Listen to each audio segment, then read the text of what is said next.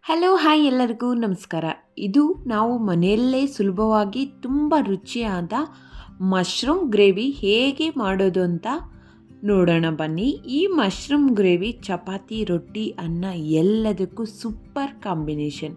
ಹಾಗಾದರೆ ರೆಸಿಪಿ ಶುರು ಮಾಡೋಣ ಬನ್ನಿ. ಮೊದಲನೇದಾಗಿ ನಾನಿಲ್ಲಿ ಮಶ್ರೂಮ್ನ 200 ಗ್ರಾಮ್ಸ್ ತಗೊಂಡಿದ್ದೀನಿ. ಇದನ್ನು ಒಂದು ಬೌಲ್ಗೆ ಹಾಕ್ಕೊಂಬಿಟ್ಟು ಇದರಲ್ಲಿ ಸ್ವಲ್ಪ ಟರ್ಮರಿಕ್ ಪೌಡರು ಹಾಗೆ ಸ್ವಲ್ಪ ಉಪ್ಪನ್ನು ಹಾಕಿ ವಾಟರ್ ಹಾಕ್ಬಿಟ್ಟು ಒಂದು 5 ಮಿನಿಟ್ಸ್ ಹಾಗೆ ಬಿಟ್ಬಿಡಿ.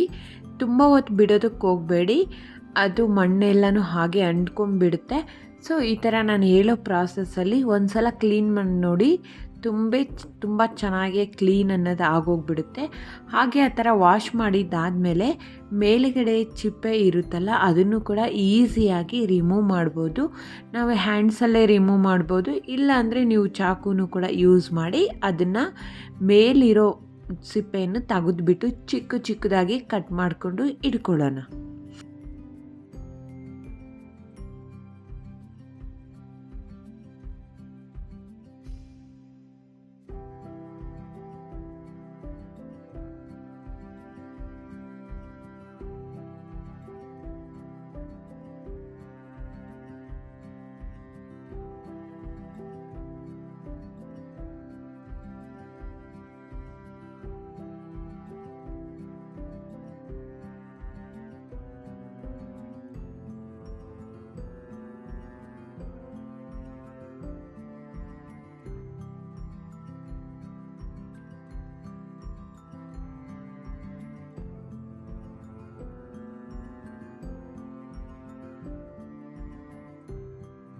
ಇಲ್ಲಿ ನಾನು ಒಂದು ಮಸಾಲ ಪೇಸ್ಟ್ ಬೇಕಲ್ವ ಈ ಮಶ್ರೂಮ್ ಗ್ರೇವಿಗೆ, ಸೊ ಅದನ್ನು ಪ್ರಿಪೇರ್ ಮಾಡ್ಕೊಳ್ತಿದ್ದೀನಿ. ಇಲ್ಲಿ 1 ಇಂಚು ಆಗೋಷ್ಟು ಶುಂಠಿನ ತಗೊಂಡಿದ್ದೀನಿ, 10ರಿಂದ ಬೆಳ್ಳುಳ್ಳಿ ತಗೊಂಡಿದ್ದೀನಿ, ಒಂದು ದೊಡ್ಡದು ಆನಿಯನ್ನು ಕೂಡ ಚಿಕ್ಕದಾಗಿ ಕಟ್ ಮಾಡಿ ಹಾಕ್ಕೊಳ್ತಾ ಇದ್ದೀನಿ.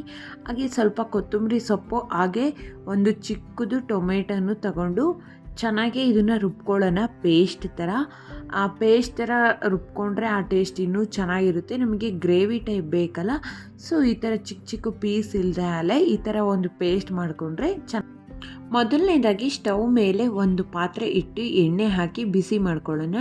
ಎಣ್ಣೆ ಬಿಸಿ ಆದ ನಂತರವೇ ಅದರಲ್ಲಿ ನಾವು ವಾಶ್ ಮಾಡಿ ಚಿಕ್ಕದಾಗಿ ಕಟ್ ಮಾಡ್ಕೊಂಡಿದ್ದೀವಲ್ಲ, ಒಂದು ಮಶ್ರೂಮಲ್ಲಿ ನೀವು 4 ಪೀಸಸ್ ಮಾಡ್ಕೋಬೋದು, ಹಾಗೆ 2 ಪೀಸಸ್ನು ಕೂಡ ಮಾಡ್ಕೋಬೋದು. ಅದನ್ನು ಹಾಕಿ ಚೆನ್ನಾಗಿ ಫ್ರೈ ಮಾಡ್ಕೊಳ್ಳೋಣ. ಇದರಲ್ಲಿ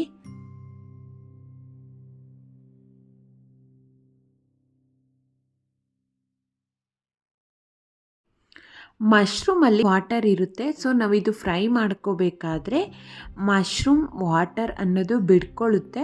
ಸೊ ಅದು ಬಿಡ್ಕೊಂಡು ಸ್ವಲ್ಪ ಅದು ಡ್ರೈ ಆಗಿದ ನಂತರವೇ ನಾನು ಯಾವ ಮಸಾಲ ಆದರೆ ರುಬ್ಬಿ ಇಟ್ಕೊಂಡಿರ್ತೀನಲ್ಲ ಆ ಮಸಾಲಾನ ಇದಕ್ಕೆ ಸೇರಿಸ್ಕೊಳ್ಳೋಣ.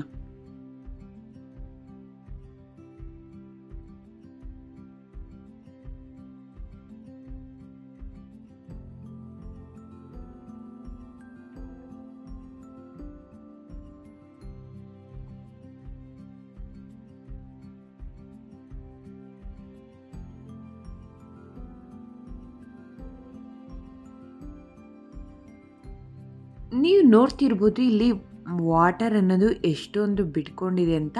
ಸೊ ಇದು ಎಲ್ಲದನ್ನು ಡ್ರೈ ಆಗಿ ಬರೀ ಆಯಿಲ್ ಅನ್ನೋದು ಇದೆ.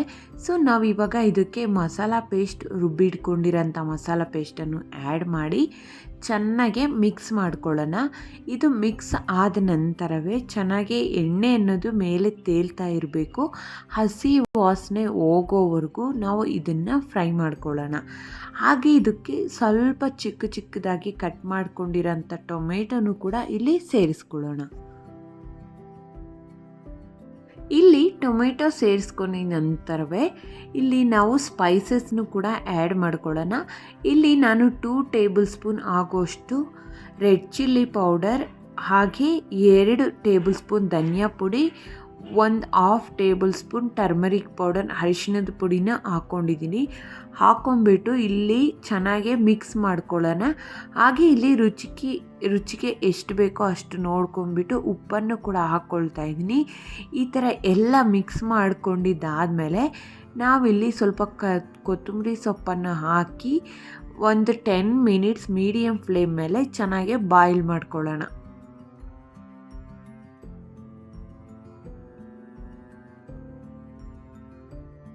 ಇದಕ್ಕೆ ಕೊತ್ತಂಬರಿ ಸೊಪ್ಪು ಹಾಕಿದ್ದಾದಮೇಲೆ ರುಚಿಯಾಗೋಷ್ಟು ಗ್ರೇವಿ ಅನ್ನೋದು ರೆಡಿಯಾಗುತ್ತೆ. ಈ ಮಶ್ರೂಮ್ ಗ್ರೇವಿ ಚಪಾತಿ, ನಾನ್ ಪೂರಿ ಅಥವಾ ಬಿಸಿ ಬಿಸಿ ಅನ್ನದ ಜೊತೆ ತುಂಬಾ ರುಚಿಯಾಗಿರುತ್ತೆ. ಹೋಟೆಲ್ ಸ್ಟೈಲ್ ಟೇಸ್ಟ್ ಬೇಕಂದರೆ ನೀವು 1 ಟೇಬಲ್ ಸ್ಪೂನ್ ಫ್ರೆಶ್ ಕ್ರೀಮನ್ನು ಸೇರಿಸ್ಕೊಳ್ಳಿ, ಚೆನ್ನಾಗಿ ಬರುತ್ತೆ. ಇಂದಿನ ರೆಸಿಪಿ ನಿಮಗೆ ಇಷ್ಟವಾದರೆ ಲೈಕ್ ಮಾಡಿ, ನಿಮ್ಮ ಸ್ನೇಹಿತರ ಜೊತೆ ಶೇರ್ ಮಾಡಿ. ಇನ್ನೂ ಇಂತಹ ರುಚಿಯಾದ ರೆಸಿಪಿಗಳಿಗೆ ನನ್ನ ಚಾನಲ್ನ ಸಬ್ಸ್ಕ್ರೈಬ್ ಮಾಡ್ಕೊಳ್ಳಿ. ಮತ್ತೆ ಹೊಸ ರೆಸಿಪಿಯೊಂದಿಗೆ ಮತ್ತೆ ಭೇಟಿಯಾಗೋಣ. ಧನ್ಯವಾದಗಳು. Thank you for watching. Bye bye.